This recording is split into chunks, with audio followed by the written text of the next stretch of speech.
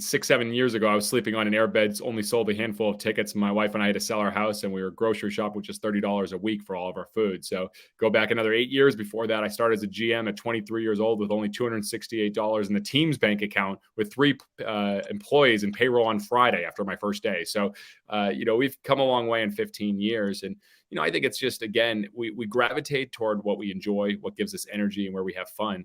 And we put ourselves in our fans' shoes and our people's shoes. You talk about a great culture. Like, I'm obsessed with making sure that people are having fun and enjoying what they do and looking at the friction points. I mean, we don't have any managers on our staff at all because people don't want to be managed. They want to be led.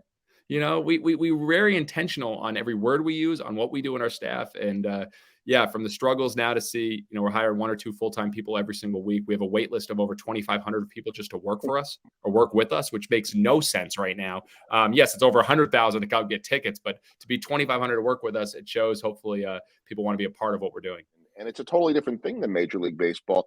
But I'm just curious your thoughts on innovation, because I think that most in general of us are a little hesitant to take those kind of chances. We were forced to. When I was Mm. 23 years old, I couldn't pay myself for the first 3 months because there was no money in the bank account. When, Emily and I bought Savannah, we couldn't pay ourselves and we didn't have any money. We had to sell our house. So you're forced to. But I think, the biggest thing that, I saw from when I started is most people, when they get into the sports industry, whatever it is, they go into the way it's always been done. You get your phone book, your sponsorship list, you start making phone calls, you start selling tickets, you start doing it in the way it used to always be done. That's how it happened. That's how you're trained. When I took over the team in North Carolina and then in Savannah, there was no playbook. It was, we have to do something different or we are going to fail. And we failed the most in Savannah when we did things like everyone else. We were doing social media like everyone else, marketing like everyone else, selling like everyone else, trying to do sponsorship until we finally said no. And the best lesson I've learned from any person in business has always been Walt Disney. And everyone's like, oh, his vision. Oh, he's got unbelievable vision. But what he did better than anyone else was he put himself in his guest's shoes with every decision he made.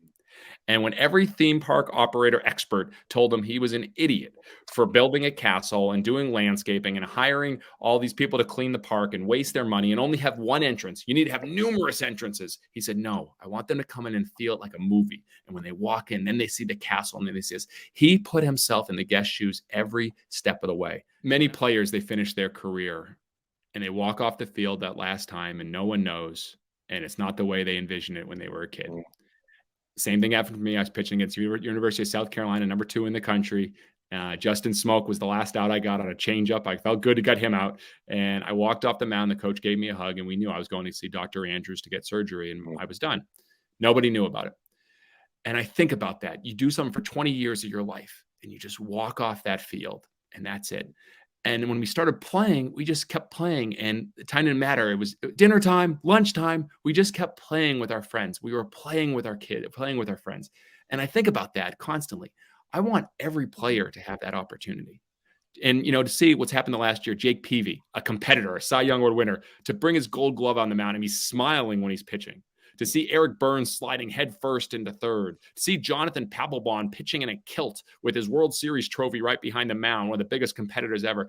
I felt so much joy because these guys that I watched growing up, some of the best players in baseball, to see them having fun, and we get to do that every day. People don't realize the most contagious thing in the world is fun. The challenge is negativity is spreading like crazy these days on everything, on news and everything else. And so when you can spread that, and so when I think about, is our umpire like everyone else? No, he should twerk when he gets a strikeout call. All right. Should we have a dance team? Yes, but they should be a senior citizen dance team. Instead of a cheerleading team, we should have a male cheerleading team. Instead of just a regular pitcher, we should have a pitcher on stilts. That's the world's tallest pitcher. We think about all these moments when you're watching what a normal baseball game would be, to smile, to laugh, and say, I want more of that. And that's our whole entire business model. We spend $0 on marketing, but we invest everything on the experience to make it fun for our players, our staff, and our fans. What's the key to scaling a business the way you have? Never try to scale a business. Mm. So to do the scalable, you gotta do the unscalable first. And everything we do is unscalable. We travel with 130 people and performers on the road. Our pep band, our male cheerleading team, our players on stilts, our DJs, our hosts, our 2 teams. It's crazy. It makes no sense. But we believe in creating an experience that is unforgettable. And because of that, we've now got a wait list in the 6 figures waiting to buy tickets all over the country when we announced our 33 cities. So I think asking the question how to scale a business is the wrong question. It's the same question of asking how do you drive sales? How do you drive revenue? How do you drive profit? Those are questions that we never ask. The question we always ask is, how do you create fans? I'm not interested in being a billion-dollar brand or a billion-dollar business. I'm interested in being a billion fan brand. But I would think someone like you that is coming up with 10 ideas a day, thousands of ideas, you referenced failing on them, you're going to have some swings and misses along the way. What's the biggest swing and miss you've had, and what did you learn from it? Oh, geez. I mean, we could go flatulence fun night. We could go salute to underwear night. We could go the living pinata. We could go the halftime show. We could go the horse head races. I've had tons. I get asked that question a lot about failure, not the biggest swing, it's the biggest failure. And I struggle because I don't think that way. I think about how many at bats can we get. I want to keep coming up to bat, keep coming up to bat. I don't remember if I struck out the last at bat or what. Bring me to my next at bat. But I will say the swing and misses that we have been when we've tried to do too much, when we were selling sponsorship that we weren't good at, when we were doing events like Tap in the Morning Beer Festival, a beer festival that started at 9 a.m. because you can't drink all day if you don't start in the morning. Great idea. 94 people showed up. So we eliminated all of our events. So when we were trying to do all these other things, now we are focused every day on just creating the greatest show in sports. So my biggest swing and miss was when I was trying to do things that were outside of our sweet spot, when we were literally swinging for too many pitches. What is small ball to you?